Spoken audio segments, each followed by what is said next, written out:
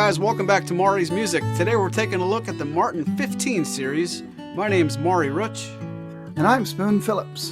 And we have a lot to talk about. How you doing, Spoon? I'm very well, thank you. I hope you're doing well too. I'm doing okay. I've been doing a lot of practicing though. My fingers are a little bit tired. I got blisters on me fingers! What a coincidence. I just put down my guitar a few minutes ago and my fingers could use a rest too. I was not playing a 15 series, but I certainly like them. And there used to be one in the house a while ago. And I think today's 15 series offer a lot of options for guitarists. Well, let me begin by asking you, what is one thing you find interesting about the Martin 15 series? Well, I'm going to go with the obvious. The hardwood in the room is the Mahogany tops. That series, every model in that series comes with a Mahogany top, and a hardwood top provides a very cool, mellow tone. So when I come back at you, what is one of the things you find most interesting about the 15 series? Well, I would have to say that this is the most affordable way to get an all-solid wood Martin made in the USA. Yep, that's correct. That's absolutely correct. That's one of the things I also find interesting about the 15 series. Historically, when the 15 series, when Martin first used 15 as a model identifier, their goal way back when was to come out with the most affordable Martin that people could buy. And when the modern 15s came out, in the modern era, that had the same goal, and they've achieved it very nicely. And taking a look at the current Martin 15 series, you can get anything from a 00 to a 000, a 0015 SM, a 14 fret dreadnought, and in some cases a dreadnought and a 000 with a slightly different finish. What can you tell me about that distressed look on the Streetmasters? The Streetmasters were designed, like you said, to look distressed, but it's not actual artificial wear. It's an artistic shading and highlighting that looks much more interesting to my eye than actual wear. It does look kind of like a patina, as if it's an old guitar. I think the term Streetmaster was meant to evoke street musicians, buskers, and you certainly see 15 on the street in the hands of buskers in New York City and in the parks. It's I think it looks awesome, and particularly under stage light. I saw one not that long ago in a small cafe back room that had like alternating red and blue and green light on the performers, and the person that had a Streetmaster D-15M Streetmaster. I just thought it looked awesome under the lights, the way the dark and light patches reflect light differently. So very cool option. The two Streetmaster models are otherwise identical to the non-Streetmaster version. And maybe you mentioned the models very quickly. Maybe we can talk about each one of them.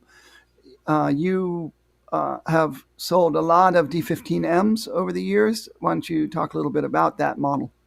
Yeah, really, that's a very popular model here at Maury's Music, and I would have to assume probably across the board with all the other dealers in the dealer network. The D-15M is such a great versatile instrument. You get the 14 fret dreadnought sound. Obviously, you don't get that really big projection that you get from a spruce top, but the things you can play on a D-15M make it such a great choice. And quite honestly, a lot of times if customers are going to ask us, which should I get, the 00, the 000, the D, I really feel like you can almost do anything with the dreadnought, and that makes the D-15 probably one of our very best sellers, not just in the 15 series, but probably one of our best-selling Martin guitars under $2,000. I'm not surprised. I think they're not for everybody because they don't look like a traditional Martin, even though Mahogany top Martins go way back into the early 20th century. But most people are used to seeing the spruce. But I really find that 15 series look very appealing. It has that wonderful Brazil nut shade to that brown, that dark, rich brown. And they have a matte finish, so you get a certain texture. Not matte finish, they call it a satin finish these days. You get a certain texture, and that's palpable. You can actually feel it. And like I said, the mellow sound. I have always called it a very sweet sound. There's something in the trebles that just, that word sweet, sweetness shows up all the time. And there is a warmth and a fullness under that top voice. And like you said, it's not spruce, so you don't get the complex harmonic angels, as I call them, way out over the trebles. You get a much simpler harmonic component, and it's much more about those very pure fundamentals. Spectacular sustain, and the dreadnought, most popular body shape in history. My only caveat about that is dreadnoughts are much louder than other guitars, and for people who are playing without amplification, sometimes they don't realize when you play a dreadnought really hard with big strums, you often can drown out your own voice, which is why I recommend a lot of solo players look at the triple O or the double O or the triple O 15M, which is a very cool model in itself. Looking at the rest of the lineup, we certainly do well with the 0015 and the 0015. I've been on record on past live streams and some casual conversations with other customers. I'm almost afraid that sometimes I feel the 00 and the 000 in this series can be redundant. Can you speak to that point? Do I feel that the 0015 and the 0015 are redundant? Not at all. And I think Martin obviously doesn't feel that way either. The 00 is just a bit smaller than the 000, even though they're both long scale guitars, and that gives you a different kind of EQ, if you will. And the 000 has a little more bass response to it, and the 00 has what I would consider like a flat EQ across the 6 strings. Also, the 00 is better for smaller players. I had a apartment mate for many years who was a Berkeley trained guitarist and a teacher here in New York City, and her choice for an acoustic guitar was the Martin 0015. Her best friend, who is a well-known author who writes about guitars for all the big journals, now down in Tennessee, she is not petite, but she also got a 0015 after playing the other woman's 0015. And so it's a comfortable guitar, and the 00 body size is just a little smaller, so the player's hand is just a little closer to the body. The whole arm is a little closer to the body than the 000 at the same position. I had mentioned that they're both long scale guitars. That's fascinating because Martin has gone back to using short scale for the 000s, like they were in the 1930s and 40s and 50s and 60s. And the 00s always were, but in the 1990s, when Martin came out with those less expensive guitars on various, what we call the series now, they decided to go with the long scale on those instruments because that had become the industry standard. Now that the fella who came up with that decision has retired, and I'm not speaking about Chris Martin, but somebody else who's retired, they've basically are moving all of those instruments back to short scale, and I predict that the 000 and 0015 will eventually become short scale in the coming years. But right now, they're both long scale guitars. Does give you a little more volume and a little more projection. But even though they're similar, they are definitely not the same. They may look smaller than a dreadnought, but I think once people sit down with them and realize how comfortable the 00 body size is with a short scale neck, it's a very appealing model. So speaking of appeal, if somebody calls Maury's Music and they want to buy either a 0015M, 0015M, or a D-15M, is there sort of a guideline conversation you can have with us that kind of points people towards the right guitar for them? Well, it is a very personal thing, no matter whether you're talking about the 15 series or the standard series. I think one of the things you have to think about is bass response. If you want the most bass, you have to get the dreadnought.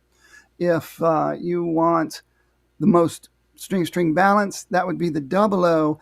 unless you're a very large person with very large hands, in which case that guitar may feel too small, except for like a sofa guitar. There's certainly a lot of professional musicians out there that own a 0015M as their kind of songwriting guitar that they play on, sitting on the sofa. But and in between there you have the triple O. Again, the triple O is a long scale triple O, and the triple O's, the traditional triple O's in the standard series and the modern deluxe series and so forth are short scale guitars. So, and that's the reason they don't make an OM15. The OM and triple O have the same body size, and since the triple O is a long scale neck, about the only thing that would change would have been the nut width. And they already have a guitar in the 15 series with a 1 3/4 inch nut width, don't they, Maury? Yes, they actually do. And might that be called the 0015 SM? Yes, it is. It's the one that we haven't mentioned yet. And like all 12-foot triple O's, it is also a long scale guitar. So long scale, 1 3/4 inch width nut for fingerstyle players, fingerstyle blues players, what have you. And that traditional slope-shouldered body, what they call this standard body, which is where the S in the name comes from. And it has the slotted headstock, classic vintage looks. And I think it is, ever since it came out, is one of the coolest Martins available for sale. So you made a good point about the OM15 wouldn't be any different from a 0015M because of the fact that the only real difference is going to be the nut width. Part of that, or maybe a lot of that, has to do with the fact that every single guitar in the 15 series shares the same bracing. Is that unique to the 15 series? Because I know coming from the standard series, for example, you can get guitars that have 5/16 bracing, you can get scallop bracing or straight bracing. What is the deal with the bracing in the 15 series across the line? I'm glad you brought that up. The 15 series is unique because it retains the A-frame X bracing that Martin used to use on other affordable series. It has less bracing than the traditional Martin bracing. It has a very lightweight X brace. It has basically a very simple single tone bar below the bridge and 2 popsicle stick braces at the waist. And then above it, it has the A-frame brace that was on all of the Martins that were made with the mortise and tenon neck joint, which is now only found on the X series and the Road series made in Mexico. The reason they kept that bracing on the 15 series is it works so marvelously well with the mahogany top. With that denser hardwood top, it allows it to reverberate much more freely, and you get a great sound right out of the box, even though it takes hardwood longer to break in than spruce. But when it does break in, our friend Scooter brings his multiple 15s to Martin Fest, and the ones that are like 5, 6, 10 years old sound wonderful with that sweet, warm, mellow tone just radiating out of those guitars. And a lot of it has to do with that A-frame X bracing. I've heard some of those, and I would have to agree. He brings some really good sounding stuff to that party. And the 15 series just has so much to offer. It's almost funny to me that a lot of people might look down on the 15 series, maybe because of its cost or because of its lack of a solid spruce top. But if anybody listening to this show is wondering what to do about their first or their next Martin guitar, if you don't include the 15 series in your search, you're really doing yourself a disservice. I think anybody who appreciates the Martin sound, if there is such a thing, it certainly is alive and well in the 15 series, even though it's a little bit off the beaten path. Yes, I agree. And the modern 15s, they have very nice wood figuring in the Indian rosewood bridge and fretboard, and they have that wonderful vintage diamond pattern on the fretboard. It's the short pattern diamonds and squares, which gives you a double diamond at 5, a single diamond at 7, and a double diamond at 9. And that was the pattern that was used on the original OM28s. And eventually Martin went with the long pattern later on. But very very cool vintage vibe to it. I like the look of the headstock, the open back tuners, vintage open back tuners. The modified low oval profile is one of the most popular profiles on necks in Martin. It's got a solid neck. It's a great deal of guitar for the money, and the aesthetics are all focused on beautiful wood, and I think that's one of its coolest selling points. We keep talking about these 0015Ms, 0015Ms, D15Ms, with that letter M keeps popping up. But I remember a time when there was no M in the 15 series. I think it's time we bring out a brand new segment to this show called Information Station. I love it. I love it. Well, I hope so, because we're going to get the information from you. What can you tell us about the beginnings of the 15 series? When did the 15 series begin? And maybe what I really mean by that is, was it a series or was it just one guitar at first?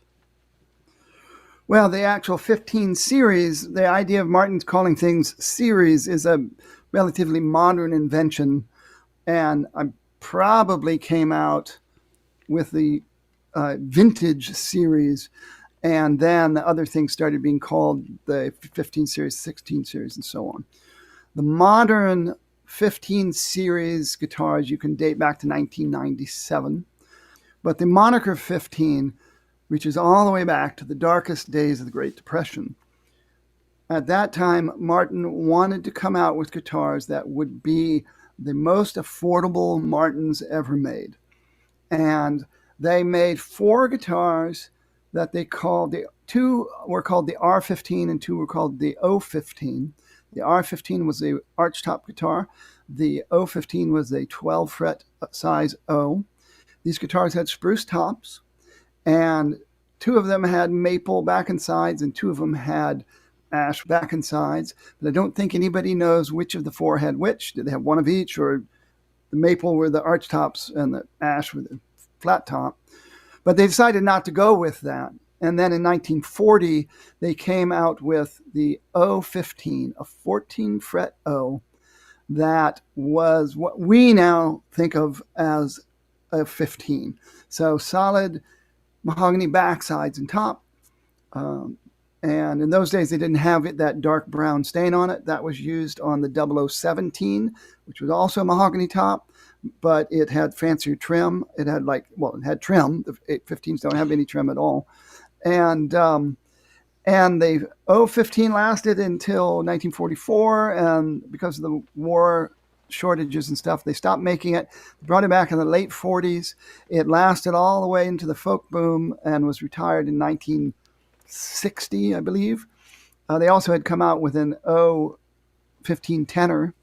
The O15T was made until 1963, and then it went away until 1997, when the D15 came out, originally intended to be part of the new Rhodes series of affordable Martin guitars, where the Rhodes series with spruce tops are made with a solid African mahogany core and a cosmetic veneer on the outside of rosewood or mahogany or koa, what have you.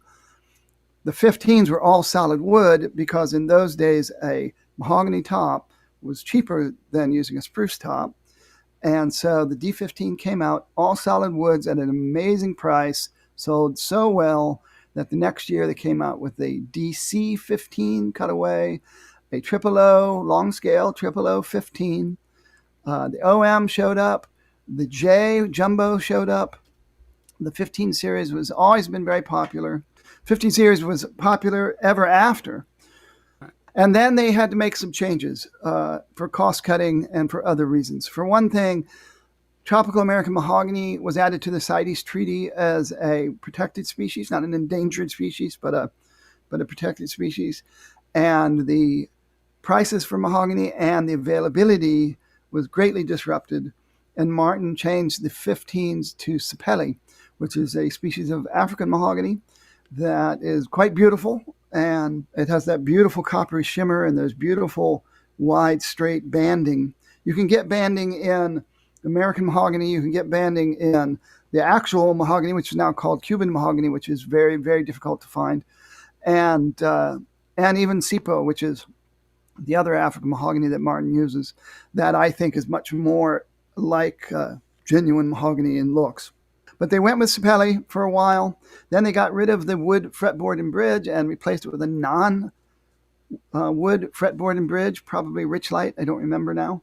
That didn't go over very well. They didn't sell very well. They lost their status among guitar aficionados. So they revamped the whole thing and they came out with the modern 15 series, and they added the M for mahogany because they went back to genuine mahogany backsides and top, a solid wood fingerboard and bridge. That's also when they came out with the vintage looks with you have the tortoiseshell pickguard, you have the short pattern diamonds and squares fret markers, you have the open back vintage tuners, and a vintage looking script logo. And that was the modern 15s, the M, for mahogany. And then because of problems with the availability of genuine mahogany, the 15 series now is back to using African mahogany primarily for the backsides and top. It can be Sipo, it can be Sapelli. To my ear, Sapelli is a little brighter and a little snappier and drier sounding than American mahogany, while Sipo may have the best bass response of them all and maybe even a better bass response than genuine mahogany. But it's really they're all very similar. And you can even get a guitar based on what they have at the factory when their orders are going through. You can have Sapelli and Sipo on the same guitar, and they still make 15s out of genuine mahogany. It's just depends on what their wood supply is like at the time an order for a batch of 15s come through. So the M still stands for mahogany, but nowadays it can mean any of those three species of mahogany. Well, I didn't mean to put you on the spot. If you weren't ready to answer that question, you just should have said so. I'm a big fan of the 15 series. And one of the things we haven't really talked about yet, though we mentioned it, is the O 15SM's popularity. Because I know I'm not the only person who loves that guitar. I know Eddie Vedder owns one. I saw Leo Kottke playing one, which was a big surprise. And I asked him after the show, and he had some kind of emergency with his normal signature model guitar, and walked into a guitar store, played a bunch of guitars, and that's the one he liked the best. But then he kind of confidentially said, but I keep running out of frets, which is probably the reason I don't own one, because I play with cutaways and I need more than 14 frets, and that's a 12-fret guitar. But it's a super cool guitar, and I'm assuming you sell a good deal of them. You might not believe it. It's probably the best-selling 15 series here. Yeah, I can believe that. I think that might seem unusual to some people because not many people think about owning a slot head, let alone a 12-fret slot head, let alone a 12-fret slot head with a mahogany top. But they are such a successful model. They sound so good. That extra bass response you get from the 12-fret O body shape is just wonderfully throaty, but still has that beautiful, pretty 15 treble. Super, super cool guitar. And I have to suspect part of its popularity might be, where else are you going to get a 12-fret slot head guitar? If you look anywhere else in the Martin lineup, you have to go all the way up to the Modern Deluxe. And in that situation, it's an O and a double O. There is no other way to get a O slot head 12-fret Martin except for the O 15SM. That has to be a big reason this guitar is so popular. Oh, I totally agree. People who have never played a 12-fret O don't really, I fully appreciate what a mammoth sound comes out of them. But it's not as big as a Dreadnought, so that's another reason. It's a big, full sound without drowning out your singing voice. And, everybody going all the way back to Jimmy Rogers, his favorite guitar for many years were 12-fret O Martins. I think if anybody ever gets to see one in one of their friends' hands or out with other guitar players, you should immediately ask if you could play it and try it out for yourself. And you might be quickly converted to want to get one for yourself. And shame on me for interrupting this great conversation, but I have a trivia question for you and our listeners. Oh, okay, go with it. All right, do you feel lucky? I was born lucky, Sarge. Okay, the 15 series comes with ebony bridge pins. Almost the entire rest of the Martin catalog comes with plastic bridge pins. Can you name one other series that has bridge pins that are not plastic? I do believe I can, but I'm not going to because I think it would be fun if we wait a while and let our listeners ponder that and or even look it up and reveal the answer later on. Well, you're the boss. And we'll have a bonus of if anybody can name the film that quote came from. I was born lucky, Sarge. You'll get brownie points. I think I know that answer. Okay, should we reveal that now or later? I'm going to reveal my guess now. How's that? Good. Titanic. Wah, wah, wah, wah. Come for the information, leave for the comedy. We should steer this back on the road sometime soon. We do hope you're having a good time listening to this. If you are, please consider giving us a review over on Apple Podcasts. And if you like this enough, please share it with your friends on social media. Yes, I have a request for the listeners too. We're always looking for new ideas of acoustic guitar topics to talk about. So feel free to reach out at Maury's Music with your ideas or questions. And if you have any questions about the 15 series that you would like answered at a later date, go ahead and put your questions in the comments or reach out to Maury. Hey, you were name dropping a little bit earlier about Eddie Vedder and Leo Kottke. I have a Jackson Browne story that kind of paints me in a bad light if you want to hear it. Of course. I got to see Jackson Browne many, many times. Most of it was acoustic solo tours. And we saw him back in Hershey, I want to say almost 10 years ago now. And I thought, we got to meet him after the show, and he was signing autographs and speaking to people in the parking lot by the bus. And I thought, it's going to be my turn. I want to be the guy that says something that's cool, that he's like, he gets it. He's a guitar player. So I said to him, I'm a Martin dealer, and I couldn't help but notice you playing an old 0015 up there, huh?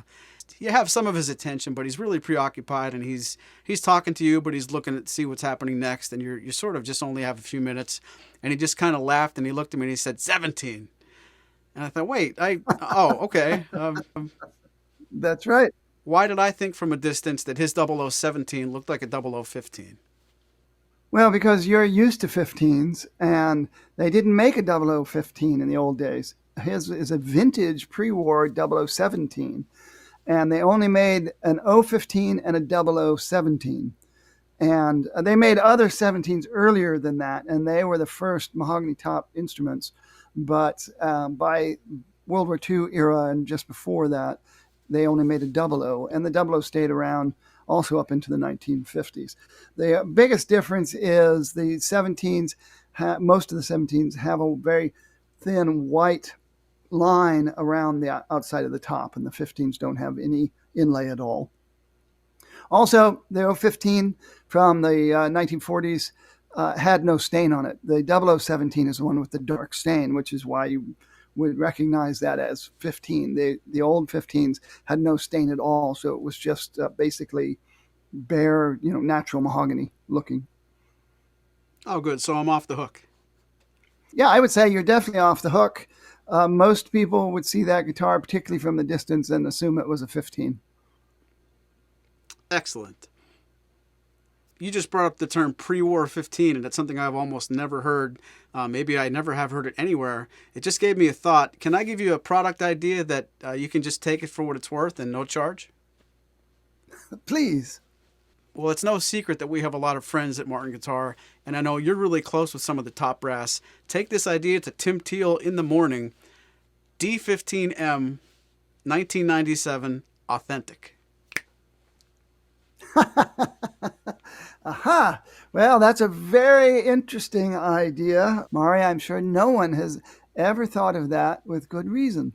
But yeah, it's they have done various sort of throwback retro things. They did that Chris Martin Dreadnought that was a 1955 D18 in honor of his birthday, and things like that. So Maybe if they bring the retro series back, they do a D15 retro. That that's. I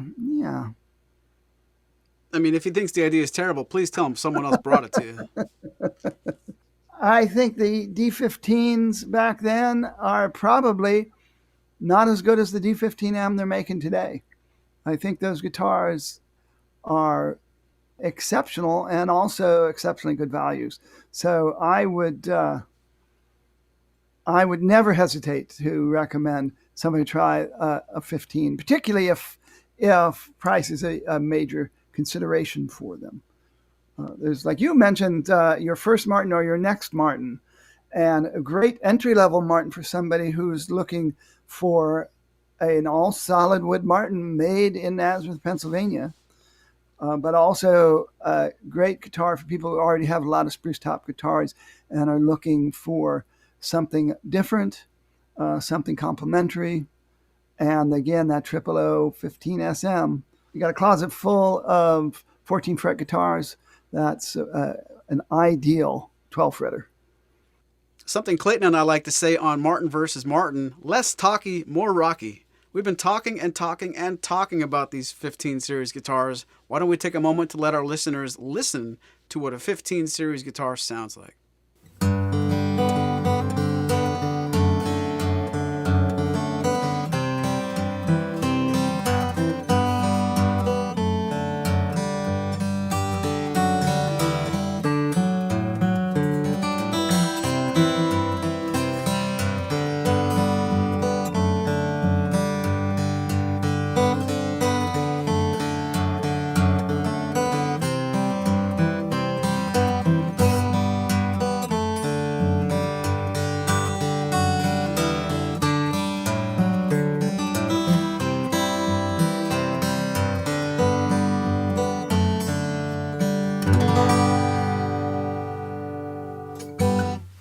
I don't know if other people hear it, but that's a classic example of what I call that sweet mahogany tone. There's a fullness inside the voice, but you still have clear top notes.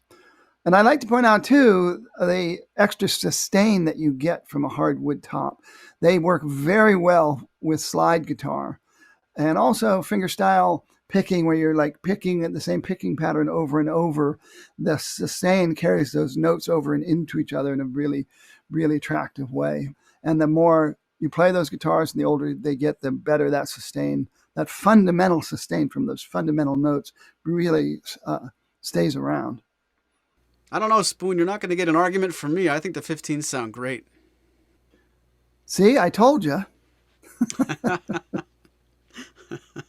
Well, you don't have to convince me, because I have been recommending the 15 series since the 1990s. And I missed the one that I used to be able to pick up around the house, but that moved away a long time ago. That reminds me, did you ever see that episode of Whose Line Is It Anyway, where there's two people in the skit and the only thing they can say is that bad? And I'm sorry, I wasn't listening. I have not, but that sounds pretty funny. I don't know why. When I listen to you that long, I want to say one of those two things. You'll have to wonder which one I mean. Never mind that, Spoon. I have the answer to our trivia question. Oh, goody. Do I get to guess? Yes, you can guess first. So the series, other than the 15 series, that does not come with plastic pins, I'm going to have to guess the Modern Deluxe series.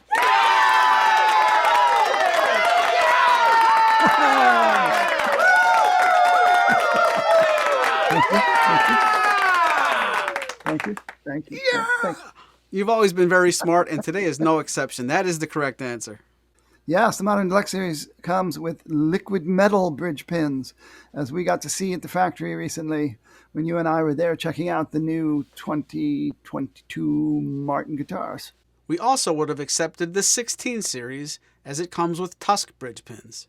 Thank you all for playing our game, and if any of you guys want to suggest another trivia question for a future episode, let us know at support@maurysmusic.com. You know what the music means, Spoon. I think we're out of time. I do want to thank you for the great conversation, and I want to thank our listeners for sticking around with us. If any of you out there have a 15 series Martin, we'd love to hear from you. From all of us at Maury's Music, thanks for listening. I'm sorry, I wasn't listening. Hear you later.